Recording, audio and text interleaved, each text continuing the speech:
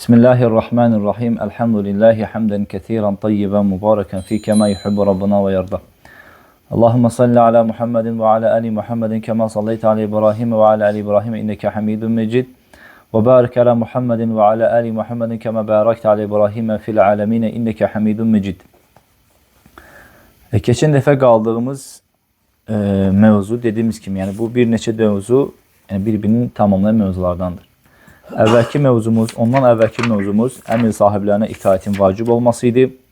Bundan sonra həmin təyin olunmuş əmr sahibləri, istər bu imamlar olsun, istər səfərdəki və ya döyüş meydanındakı komandirlər olsun, bunlar hamısına onların əmr sahibləri adlandırılır və onlara da itaətdə vacib sayılır. Onlar da namazlar qılarsa, xüsusən ki cuma namazları və bayram namazları onların arasında qılmaq da icazəlidir. Bugünkü mövzu isə eyni mövzu, yəni buna bir təkan olan mövzulardandır və bundan sonraki bir neçə mövzu qalbonsuz ki, onlar hamısı bir-birinə təkan olan mövzulardır, eyni babda olan mövzulardandır. Bugünkü mövzuya keçək, bəbun dəf'u zəkat iləl vulət, zəkatın əmr sahiblərinə verilməsi. Bildiyimiz kimi, zəkat da bizim dinimizin 5 şərtindən birisidir ki, yəni olmazsa olmazlardandır. Bu da Allah Subhanahu wa Taala'nın təyin etdiyi miqdarda, təyin etdiyi növlərdə öz həqiqətini tapan bir əmir, bir vaciblərdən sayılır. Şübhəsiz ki, yəni Allah Subhanahu wa Taala bir şey əmr edibsə, biz müsəlmanlar kimi onun əmrinə biz mültəzim olmalıyıq. Özümüzdən buna yox, rədd verməməliyik. Və həmçinin bu zəkat da İslam dininin yəni olmazsa olmazlardandır. Çünki Allah Subhanahu wa Taala yəni mizanı, tərəzini qurmaq üçün, eyni bərabər etmək üçün kimlərdənsə malda üstün etdi. Necə ki, kimlərdənsə elmdə üstün etdiyi kimi. Və elmdə üstün olanlar öz bildiklərini, bilmədiklərini öyrətdikləri kimi və malda da üstün olanlar digər aşağıda olanlara da alan verməlidir. Bildiğimiz kimi Allah Subhanahu wa Taala her bir şeyin sahibi Allah Teala'dır. Lakin biz orada müvəkkəti, biz onlara malikik. Və bu yaşayış dönəmimizdə o Allah Teala'nın təyin etdiyi zəkatı da biz verməliyik. Zəkat da isə ağır bir şey deyil. Əgər bir şey Allah üçün oldusa, o insana asan gələr. Amma ora nəfs daxil oldu, hava, nəfs, istək, şəhvət daxil oldu, o insana çətin gələr. Yəni bizlər belə baxsaq ki, Allah'tan yəni belə sırf Allah yolu olmasa da başqa yollar nə qədər mal xərcləyirik. Amma ki o ki qaldı ki belə vaciblər gəldikdə isə onu yeri yetirməkdə bəzən baxır ki səhlənkarlıq edirik. Necə ki belə deyək, həcc etmək hamıya vacib olmadığı kimi, müəyyən bir insanlar var ki, mal sahibi olanlar ki həcc etmək vacibdir. Amma ki namazdır, şəhadət gətirməkdir, Ramazandır. Belə Ramazan da çıxsatdır ki, orada müəyyən xəstəliklər var, onlar çıxmaqla. Yəni bunlar hamısının bacardığı işlərdir. O ki, yəni zəkata qaldıqda və həccə qaldıqda bu isə mal və bədən öz yerini tapır. Əgər kimin malı təyin olunmuş miqdara çatırsa, onu da məsəl üçün deyək ki, 85 qram qızıldır, onun da 40%-ni zəkat çartmalısan. O da hicri təqvimi ilə, yəni belə deyək, 40 qram qızılın indiki bazardakı sabit orta qiyməti nədirsə, o qiymət hesablanır və əgər sənin əlində, məsələn, belə təxminən götürsək ki, sənin əlində 9000 manatın var, bugün əlinə o pul çatdıqda, ta ki, yəni o gün pul əlinə çatdıqda, hicri təqviminə baxırsan, gün saymağa başlayırsan. Əgər təyin etdiyin gündən gələn ilə qədər oradan bir şey azalmasa, onun 40%-ni arta bilər, 40%-ni Allah üçün zəkat çartırsan. Əgər bu əlində olan miqdar o faizdən aşağı düşdüsə, nə zaman o yerə qalxdısa, yəni hesabı oradan başlayırsan. Aydındır. Yəni, çox ağır bir şey deyil. Bugünkü mövzu bundan ibarətdir ki, bəzən ehtiyac olur ki, zəkatları da əmr sahiblər təyin eləyir. Onlar müəyyən bir kimsələr təyin eləyir. Və o kimsələr də yığmaqla, o zəkatlar yığırlar və onları da getirib Beytülmala, yəni müsəlmanların mənfəətini xərcləyirlər. Bu ilk dönəmlərdə belə idi. Peyğəmbərimiz sallallahu aleyhi və səlləm zəkat yığardı və onu onun üçün insanlar təyin eləyərdi və onlar da gəzib kənd-kənd gəzib kimin zəkatı varsa onu çıxartıb Peyğəmbərimizin sallallahu aleyhi ve sellemin təyin etdiyi kimsəyə verərdilər. Orada gətirib Peyğəmbəri təslim edərdilər. Bu ilk dönəmlərdə belə idi. Sonra vaxt keçdikcə, illər keçdikcə İslam dini deyək ki, bir insanlarda təsəvvür uzaqlaşdı, başqa fikirlər daxil oldu. Belə bir tədricən Allahın dinində insanlar uzaqlaşmaya başladılar. İndiki halımızda, yəni iman əhlindən savayı yerdə qalan heç bir kimsə zəkat vermir. Deyir ki, mən məsələn ondan nəyə görə sədəqə verim? Zəkat verim. Aydın, zəkat başqa, sədəqə başqa da. Aydındır. Der ki, qalə Muhammed və min qavl əhl-i sünnə və cəmanın sözlərindəndir ki, etiqadlarındandır ki, İnnə dəffə sadaqat ilə vulati caiz. Sədəqələri əmir sahiblərinə təslim etmək, onlara vermək icazəlidir.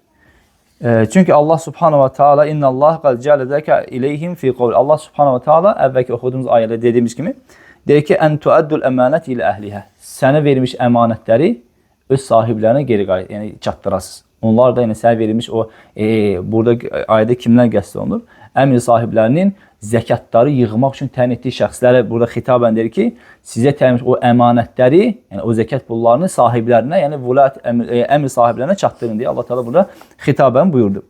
Və həmçinin Allah Teala peyğəmbərimizə buyurur ki, xuz min əmvalihim sadaqatan tutahhiruhum tuzakkihim. Bunun üçün peyğəmbərimizə xitabən deyir ki, səndir ki, müsəlmanların mallarından zəkatı götür və beləliklə onları təmizlə və onları təmizləmək üçün onlardan sədəqə götür deyə Allah Teala Muhammed sallallahu aleyhi və səlləmə xitabən əmr edir. Bu da yəni bildiyimiz ki, yəni burada əhl-i sünnə və cəma arasında olsun, istər bütün məzhəblər arasında olsun, belə ixtilafsızdır ki, yəni zəkat hər bir kimsəyə, yəni nisaba çatan hər bir kimsəyə vacibdir. Burada ixtilaf yoxdur. Bir hədisdə gəlir ki, Cəbir bin Abdullah radiyallahu anh deyir ki, Cəətil ə'rab, bədəvi ərəblər gəlir, Peyğəmbərimiz sallallahu aleyhi və səlləmə deyirlər, Ya Rasulallah, İnnəl musaddiqinə yazlimunənə, sənin zəkatları yığmaq üçün təyin etmiş olduğun məmurlar bizə zülm edirlər. Və Peyğəmbərimiz deyir ki, urdu musaddiqikum və in zalamu. Onlar sizə zülm etsələr belə deyir ki, onları razı salın. Yəni o məmurları, təyin olmuş o məmurları razı salın. Qalə Cəbir radiyallahu anhu deyir ki, فَمَا مَنَعْتُ مُصَدِّقًا مُنْذَ سَمِعْتُ رَسُولَ اللّٰهِ sallallahu aleyhi ve sellem يَقُولُ هَذَا. Yəni bunu Cəbir radiyallahu anh bunun eşidir və deyir ki, mən Peyğəmbərdən bu sözü eşitdikdən sonra heç bir zaman mənə zəkat yığmaq üçün gələn məmurlar heç bir zaman razı salmadan onları göndərmədim. Yəni nə zaman mənə gəldilərsə onları razı salıb göndərdim deyir. Yəni buradakı zülm etdikdə belə başqa bir hədislərdə bunu belə açıqlayır ki, məsələn Muaz ibn Cəbəlin hədisində Peyğəmbərimiz sallallahu aleyhi və səlləm deyir ki, yəni, zəkat yığmaq üçün göndərilən insanlara gedib məsələn filan kəsdən qoyunun, dəvənin və s. zəkat götürən vaxt deyir ki, və iyyəkum və kəramə əmvalihim. İnsanların bu yuxarıdakı zülm etmək deyildikdə, yəni ola bilsin ki, onların zəkat yığmaq üçün təyin olmuş məmurlar onların mallarının ən gözəlini, ən yaxşısını, ən üstünü götürərdi. Ona görə Peyğəmbərimiz bir başqa hədisdə bunu açıqlayaraq deyir ki, yəni, əgər geçsəz onlara, ki, onların deyir ən gözəl xoşladığı, çünki insanın 10 dənə dəvəsi varsa, aydın içərisində və 2-3'ü daha gözəldir də, daha xoş gəlir. İnək də həmçinin eyni, qoyun da hamısı elə. Ona ki, insanların xoşladığı o ən üstünlərini, ən belə iri şəkilləri götürməyin onlara. Aydın orta olanları götürün. Çünki onların da onlar üçün o daha dəyərli sayılır. Bu hədisdə belə buyurulmuş Peyğəmbər sallallahu aleyhi və səlləm. Bu hədis səhih hədisdir. Sonra gələn hədisdə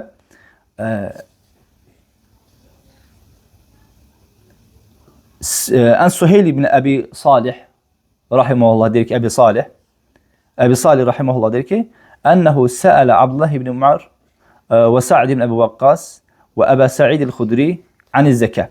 Demək, Əbu Salih Abdullah ibn Ömərdən, Sa'd ibn Əbi Vaqqas və Əbə Sa'id el-Xudri bunlardan zəkat barəsində hansı ki, öz zəkatları ən yunfizuha alə mə əmərəllah ev yedfa'uha ila vulat. Yəni Əbi Salih bu sahabelərdən, saydığımız sahabelərdən soruşur ki, mənim malımdan çıxardığım sədəqələri Allahın mənə əmr etdiyi o siniflərə mi bölüm, onlara mı paylayım, yoxsa əmr sahiblərindən verim? Qalə, bəl yedfa'u ila vulat. Əlbəttə sən onları əmr sahiblərinə ver. Əmr sahiblərinə ver. Bu hədis də səhih rivayət olaraqdan keçməkdədir. Yəni yuxarıdakı bu əvvəlki hədisləri, yəni zəkat yığmaq üçün gələn kimsələri, yəni o məmurları xitabən deyib ki, onları razı salın. Nə istəyirlərsə onları razı salın, onlara istədiklərini verin. Sonra qala Muhammed ibn Sirin tabiin deyir ki, ennehu qala kânetiz zekâtu minel fuccar ve gayrihim yudfa ila Rasulullah sallallahu aleyhi ve sellem. İlə məstə'mələ. Ki, əvvəlki ilk dönəmlərdə, Peyğəmbərimizin vaxtında sallallahu aleyhi və səlləm zəkat, istər yaxşı insanlardan, istər pis insanlardan həm Peyğəmbərə, həm də ki, Peyğəmbərin təyin etdiyi məmurları verilərdi.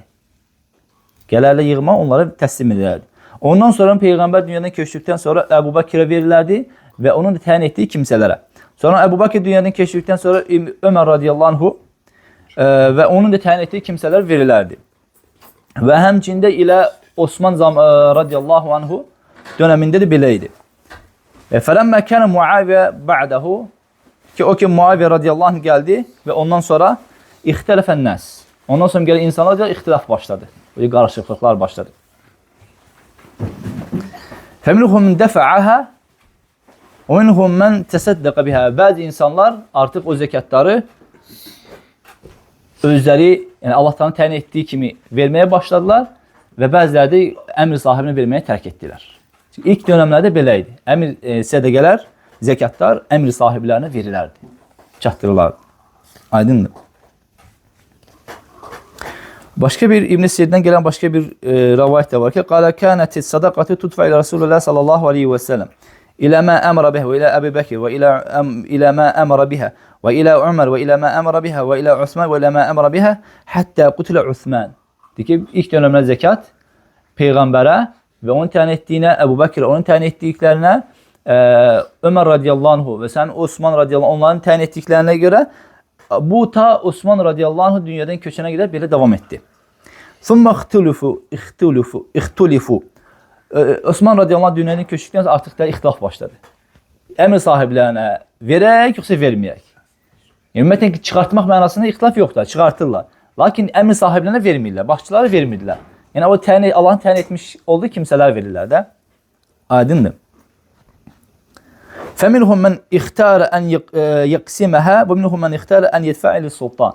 Və bəziləri seçdilər ki, mən qisimləndirəcəm. Oradakı Allah Teala'nın saydığı o siniflər var, 9 sinif. Onlara vereyim, ya da ki, yəni, ehtiyac sahibi və sultanlara, əmr sahibinə vermək. Belə ixtiyar insanlar artıq onu seçməyə başladılar. Artıq zaman keçdikcə, dönəm dəyişdikcə bu hallarda öz dəyişikliyini tapır. وقال عبد الملك وحدث المطرف عن مالك أنه قال إذا كان الإمام عدلا أجد ki emir sahibi imam adildirsə lem yenbaghi linnas en yetevellü tefrikate zekatihim. Zekatı ona verməkdən qaçılmamalıdır. Əgər imam emir sahibi adil bir kimsədirsə zekat ona verilməlidir. Bundan qaçılmaq olmaz. Vacib aleyhim defa ilal imam. Belə olduqda artıq ona verməsi də vacib sayılır.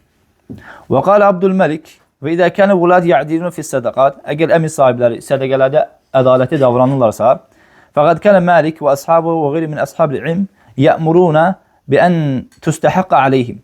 Həmçinin burada İmam Malik və onun dostları əmr edərdilər ki, zəkatlar, yəni insanların salamatçılığı üçün, əminliyi üçün onlara verilsin. Əmr sahiblərinə təslim edilsin zəkatlar.